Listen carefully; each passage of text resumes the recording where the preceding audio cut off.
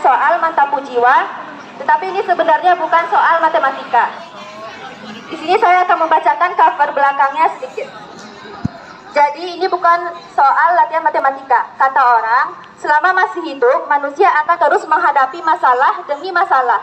Dan itulah yang akan kuceritakan dalam buku ini, yaitu bagaimana aku menghadapi setiap persoalan di dalam hidup ini.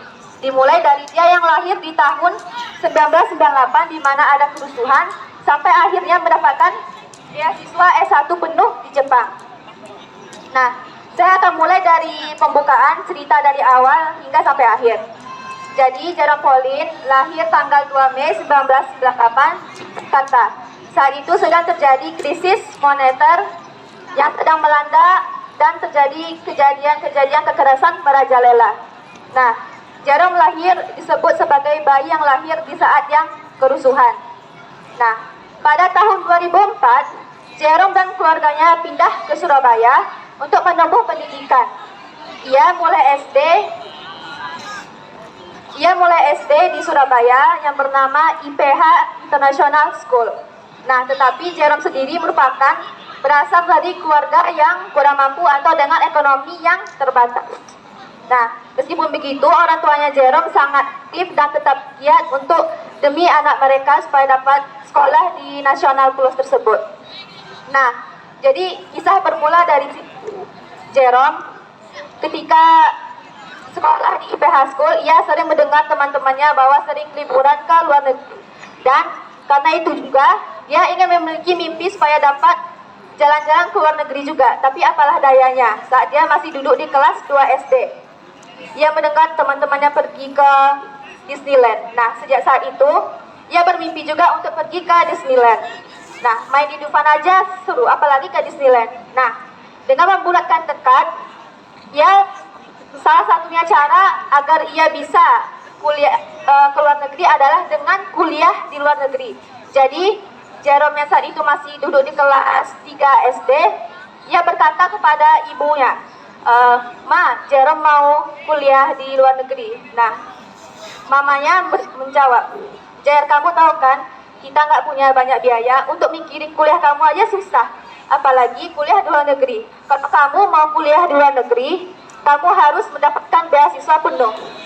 Nah, dengan hal itu, Jerome pun tidak patah semangat. Ia tetap membulatkan tekad dengan cara salah satunya kuliah di luar negeri. Nah, ia mulai mencari riset mengenai beasiswa-beasiswa sejak SMP.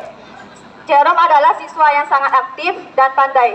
Ia belajar matematika sendiri. Dia selalu di saat jam pelajaran sekolah, jam kosong, ia selalu belajar matematika.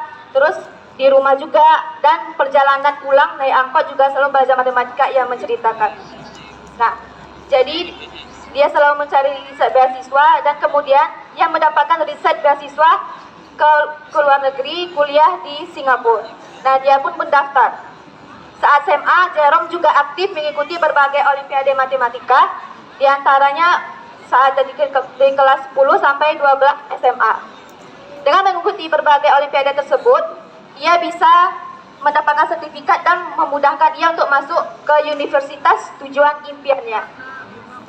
Dengan modal usaha, kerja keras, dan doa, ia berlatih latihan soal matematika, fisika, dan bahasa Inggris setiap harinya. Namun ketika dia mendaftar di Universitas NUS, National University Singapore, rupanya ia gagal. Meskipun ia gagal mendaftar beasiswa di Singapura, kemudian 1 bulan setelahnya, ia mendaftar kembali di Universitas Waseda dengan beasiswa Mitsui Busan Scholarship. Nah, di Mitsui Busan Scholarship ini, ia membaca persyaratan agar bisa masuk di salah satu top universitas di Jepang. Ia membaca tidak ada tes TOEFL dan IELTS, hanya ditanya tes harus mendapatkan nilai tes masuk yang tinggi untuk di mapel MTK, fisika, dan bahasa Jepang. Meskipun Jerome ini belum bisa memahami bahasa Jepang, ia masih bisa bahasa Jepang arigato. Nah, saat arigato gozaimashita. Saat dia mendaftar tes tersebut, ia mulai belajar setiap hari tanpa lelah dengan usaha dan doa dari keluarganya dan dukungan dari teman-teman, dari guru sekolahnya. Dan puji syukur, dia mendapatkan beasiswa penuh di Jepang. Meskipun sebelumnya ia pernah mendaftar di Singapura karena ia gagal. Nah, jadi kita tuh gagal sekali tidak apa, kemudian pada hari seterusnya mungkin kita bisa sukses dan menjadi kenyataan. Nah, mimpi Jerome yang pengen jalan-jalan ke luar negeri akhirnya bisa ditempuh dengan kuliah di luar negeri. Kemudian pada saat dia di Universitas Waseda Boys, dia bertemu dengan tiga orang kawan Jepangnya yang bernama Tomo, Otsuka, dan Yusuke. Nah, sejak ketemu temannya bertiga ini, ia memulai petualangan YouTube dengan channel Nihongo Mantapu pada tahun 2018. Saat itu juga, ia memiliki pendapatan subscriber yang tinggi, menceritakan bagaimana pengalaman dia hidup di Jepang dan mengikuti berbagai pidato dalam bahasa Jepang. Ketika ia berpidato di Jepang, ia mengangkat tema dimulai hal-hal sosial itu sangat penting. Ia mengatakan pada saat dia masih sekolah, guru PKN-nya berkata kunci suatu negara itu adalah pembangunan. Kunci suatu negara itu adalah pendidikan. Negara yang maju hebat karena pendidikan. Oleh sebab itu, ia ingin menjadi suatu saat dia ingin menjadi Menteri Pendidikan Indonesia. Semua hadirin-hadirin yang berada di Jepang tepuk tangan untuk dia dan dia mendapatkan sertifikat pidato juara pertama di Jepang. Ia juga pernah diundang di talk show Net TV, Trans TV, Hitam Putih. Sejak saat itu karir Jerome mulai naik meskipun dia mengambil jurusan matematika terapan di Universitas Waseda University. Ia tetap semangat dan bekerja di balik meja dan bekerja di lapangan juga. Dari sini kita dapat simpulkan bahwa tidak ada yang mustahil di dunia ini. Semua mimpi itu bisa apa ya, meskipun mimpi itu susah untuk dipeluk seperti bola besar. Jerome yang waktu kecil tidak tahu apa-apa, yang hanya masih kayak berangan-angan, rupanya mimpi itu terjadi dengan keringat, kerja keras, dan doa yang dia panjatkan setiap harinya.